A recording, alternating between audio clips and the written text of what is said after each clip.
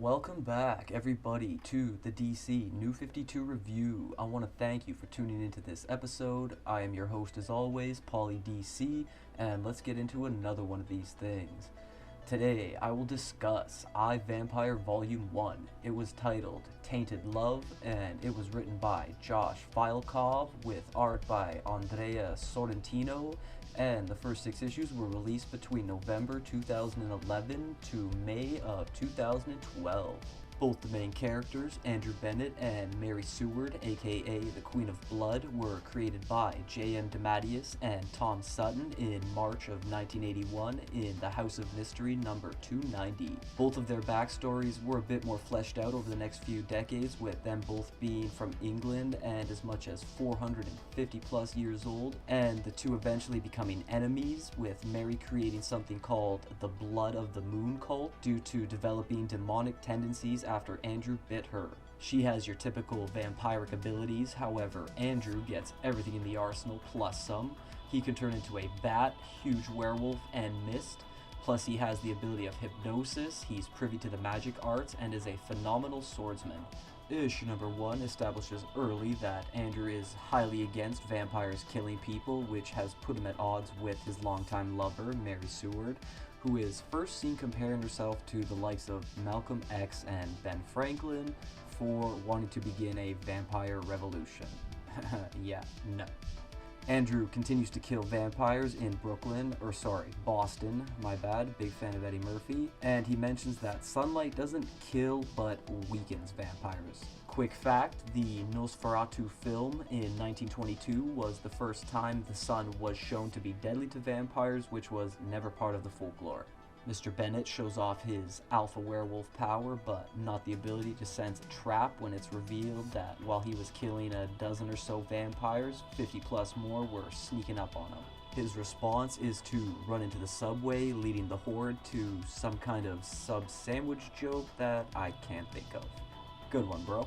This is all expanded on more when Mary declares herself finished with Andrew before killing a swan because she doesn't like swans. And it's seen that she's also a Looney Tunes fan here since Warner Brothers and DC are partners, gotta stay on brand. The first phase of her plan is to seduce Andy with some views of parts of her that he surely can't resist sucking. And when he sleeps after the encounter is done, he's left a Dear John letter waking up to dead bodies and a Sun Tzu and Robert Browning quote, which I think is a metaphor for all is fair in love and war. Issue number 2 has Mary reminding herself to eat a healthy breakfast, so she feeds on a short old janitor lady. Blood is blood, I guess. She then starts her vampire army recruitment drive, finding a group of her fellow kind calling themselves the Chosen. So original. She wins them over by saying that they'll be martyrs. I don't know about that. And with all that being said, I have to mention that with all the carnage and murders that have already gone down, not a single law enforcement member shows up, which makes no sense at all, especially considering that a huge battle then goes down that seriously got me in the mood for an underworld marathon with vampire and werewolf violence galore. Seriously, this entire issue is pretty much a fight scene.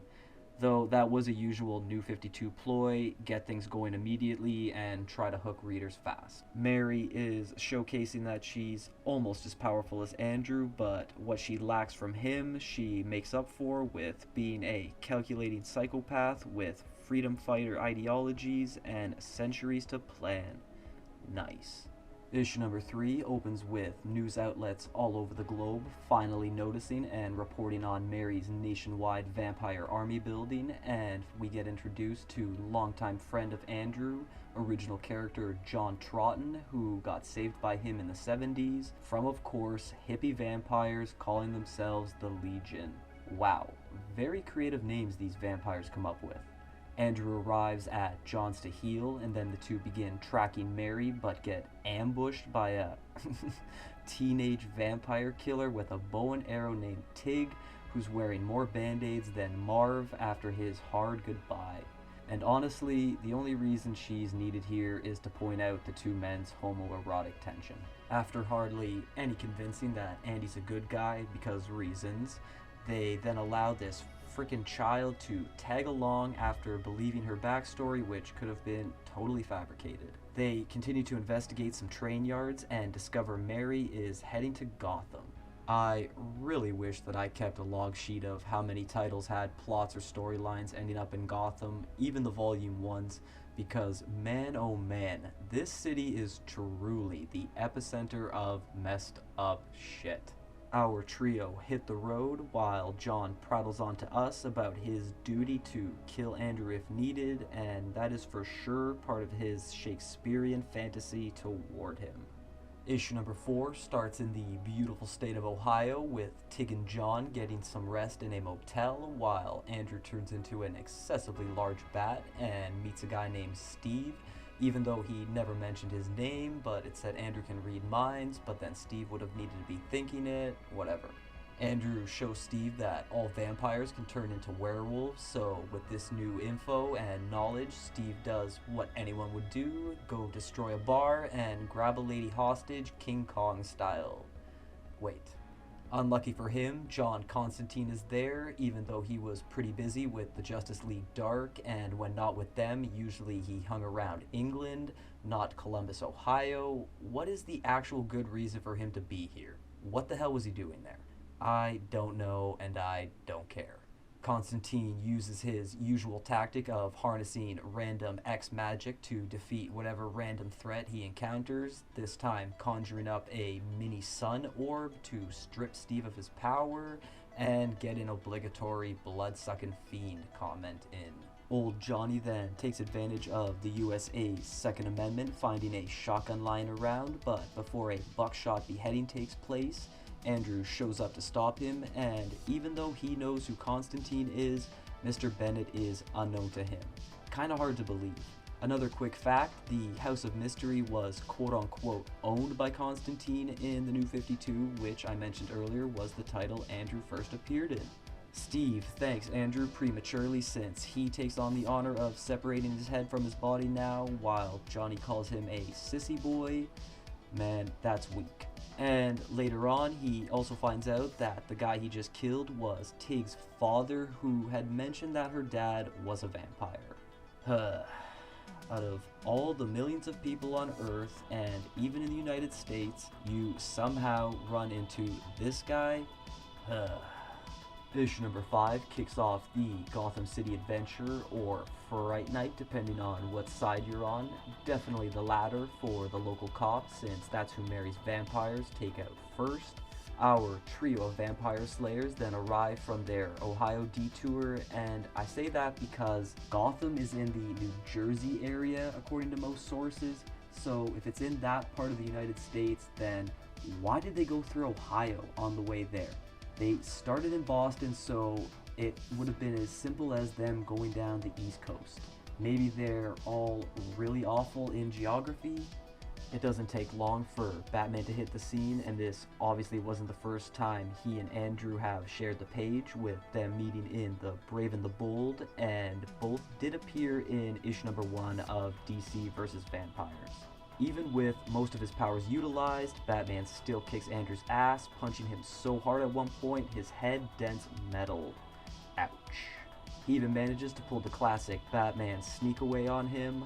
Who's the real creature of the night, bruh?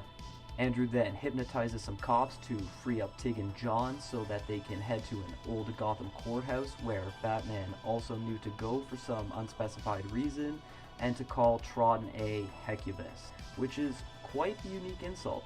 He then decides to work with the three, but doesn't bring any of his intellect, seeming to forget that he's one of the smartest people in DC, walking right into a very, very, very clear trap. In other words, a slew of vampires with Mary at the helm, who isn't just evil, she's way evil, yo.